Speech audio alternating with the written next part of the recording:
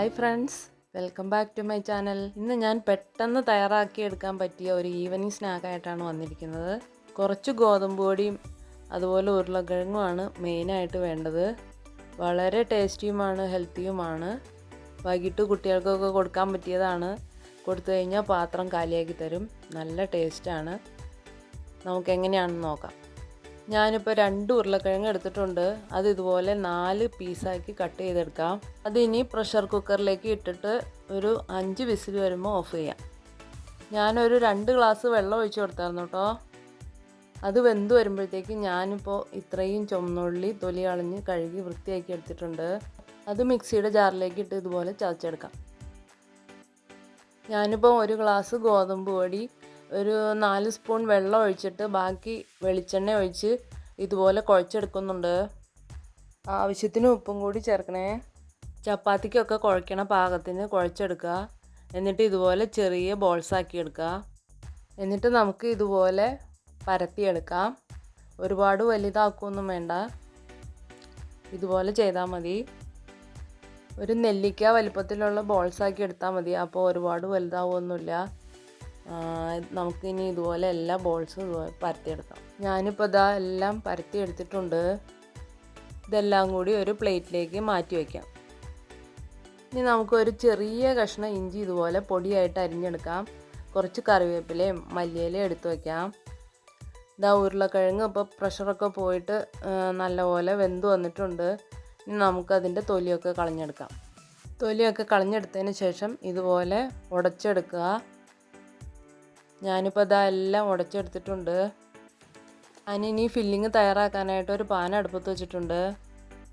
ഞാനിപ്പോൾ 1 table spoon കുരുമുളകും 1 teaspoon മുളക് പൊടിയും 1 ടീസ്പൂൺ മഞ്ഞൾപ്പൊടിയും അതുപോലെ 1 ടീസ്പൂൺ ഗരം മസാലയും എടുത്ത് വെച്ചിട്ടുണ്ട്. പാൻ ചൂടായി വരുമ്പോൾ വെളിച്ചെണ്ണ ഒഴിച്ചു കൊടുക്കാം. വെളിച്ചെണ്ണ ചൂടായപ്പോൾ ഞാൻ ഇഞ്ചി ഇട്ട് കൊടുത്തിട്ടുണ്ട്. ഇഞ്ചി നന്നായി മൂത്ത് വരുമ്പോൾ നമുക്ക് ചുവന്നുള്ളി ഇട്ട് കൊടുക്കാം. ചുവന്നുള്ളിക്ക് പകരം ഒരു വലിയ സവാള ഇട്ട് കൊടുത്താലും മതി കേട്ടോ. ഇനി നമുക്ക് കറിവേപ്പിലയും മല്ലിയിലയും ഇട്ട് കൊടുക്കാം. ഇനി നമുക്ക് എടുത്തു വെച്ച പൊടികൾ ഇട്ട് കൊടുക്കാം. ആ പൊടികളുടെ പച്ചമണമൊക്കെ ഒന്ന് മാറി വരട്ടെ. അതിനുശേഷം നമുക്ക് എടുത്തു വെച്ച ഉരുളക്കിഴങ്ങ് ഇട്ട് കൊടുക്കാം. ആവശ്യത്തിന് ഉപ്പ് ഇട്ട് കൊടുത്തിട്ട് നല്ലപോലെ മിക്സ് ചെയ്ത് കൊടുക്കാം. കണ്ട ഇതുപോലെ മിക്സ് ചെയ്ത് കൊടുക്കണം. ഇനി നമുക്ക് സ്റ്റൗ ഓഫ് ചെയ്യാം. നമ്മുടെ ഫില്ലിങ് ഇപ്പോൾ റെഡി ആയിട്ടുണ്ട്. ഇനി ഒരു പാൻ അടുപ്പത്ത് വെച്ച് വെളിച്ചെണ്ണ ഒഴിച്ചു കൊടുക്കാം. വെളിച്ചെണ്ണ നന്നായി ചൂടായി വരുമ്പോഴത്തേക്കും പരത്തി വെച്ച മാവിലേക്ക് ഫില്ലിങ് ഇതുപോലെ ഇട്ട് കൊടുക്കാം. എന്നിട്ട് എല്ലാ സൈഡും നമുക്ക് ഇതുപോലെ ഒട്ടിച്ചു കൊടുക്കാം.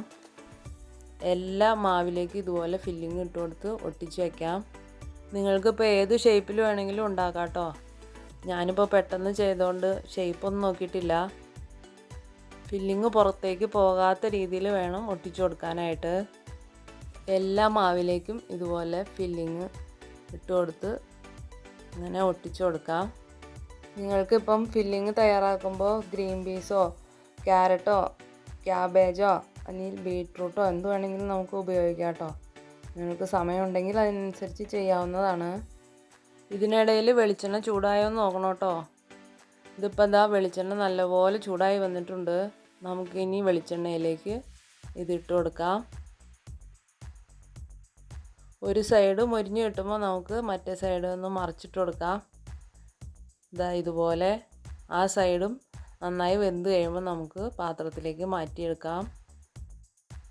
ഇതാ അടിപൊളി ടേസ്റ്റിലും അതുപോലെ ഹെൽത്തിയുമായിട്ടുള്ള ഈവനിങ് സ്നാക്ക് റെഡി ആയിട്ടുണ്ട്. വൈകിട്ട് കുട്ടികളൊക്കെ വരുമ്പോൾ ഇതുപോലെ ഉണ്ടാക്കി കൊടുക്കൂ. ഞാനിപ്പോൾ മൈദയൊന്നും ഉപയോഗിച്ചിട്ടില്ല, വേറെ ഒരു ഇൻഗ്രീഡിയൻസും ഉപയോഗിച്ചിട്ടില്ല. അതുകൊണ്ട് ഒരു കുഴപ്പമില്ല, ഒന്നുകൊണ്ടും പേടിക്കണ്ട. ഇതൊക്കെ കുട്ടികൾക്ക് കൊടുക്കാവുന്നതാണ്. അപ്പോൾ ഇതുപോലെ പെട്ടെന്ന് തയ്യാറാക്കാൻ പറ്റിയതല്ലേ ഇത്. വീഡിയോ ഇഷ്ടമായാൽ ലൈക്ക് ചെയ്യണേ. എൻ്റെ ചാനൽ ആദ്യമായിട്ടാണ് കാണുന്നതെങ്കിൽ ഒന്ന് സബ്സ്ക്രൈബ് ചെയ്ത് സപ്പോർട്ട് ചെയ്യണേ. വീണ്ടും മറ്റൊരു വീഡിയോയുമായി കാണാം. അതുവരേക്കും ബായ്.